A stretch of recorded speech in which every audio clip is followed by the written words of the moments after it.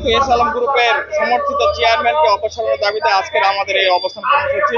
এটা সারা দেশে গ্রাহক ফোরাম গঠিত হয়েছে, সেই গ্রাহক ফোরামের উদ্যোগে এই আয়োজন। অবস্থান কর্মসূচি এখানে আমরা 12টা পর্যন্ত অবস্থান করব। ইসলামী ব্যাংকের আমানত সুরক্ষা এবং ব্যাংকে বেদখল মানে ফ্যাসিস্টদের হাত থেকে মুক্ত করার জন্য আমাদের এই আন্দোলন সফল না হওয়া পর্যন্ত আমরা রাজপথে থাকবো, আমাদের কর্মসূচি চলতেই থাকবে। এই তিলে তিলে গড়া এই ব্যাংক এখানে সারা বাংলাদেশের বিভিন্ন ধর্মের মানুষ এই দেশে বিনিয়োগ করে এবং শেয়ার হোল্ডারও তারা আছে। আমাদের মাঝে অনেকে শেয়ার হোল্ডার আছে।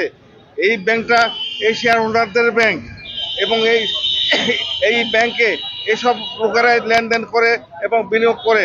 এই ব্যাংকটা আমরা ধ্বংস হতে দেব না। আমরা সরকারকে জানাতে চাই যে এই অল্প সময়ের মধ্যে এই চেয়ারম্যানকে বহিষ্কার করে আমাদের এই ব্যাংককে সচল রাখার জন্য আমরা আবেদন করছি। অবস্থান কর্মসূচির মধ্যে জানিয়ে দিতে চাই, যে কোনো মূল্যে ইসলামী ব্যাংকের ঐতিহ্যকে ফিরিয়ে আনতে হবে এবং বর্তমান যে চেয়ারম্যানকে বসানো হয়েছে তাকে অপসারণ করতে হবে এবং ব্যাংকের যে মান মর্যাদা ছিল তা ফিরিয়ে দিতে হবে।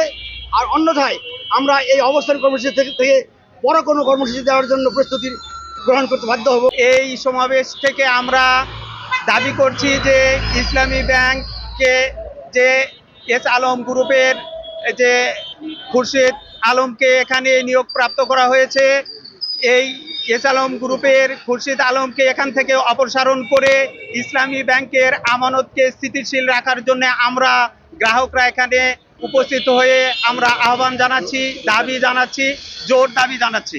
আপনারা বিচলিত হবেন না। আমরা এই ব্যাংকটি যাতে ধ্বংস না হয় জানাতে চাই। গ্রাহকদের এই দাবিটা আপনি মেনে নিন এবং কারীদেরকে তারা হটিয়ে দিয়ে এস আলম গ্রুপকে তারা প্রতিষ্ঠিত করে। আমরা গ্রাহক রয়েছি, আমরা গ্রাহক হিসেবে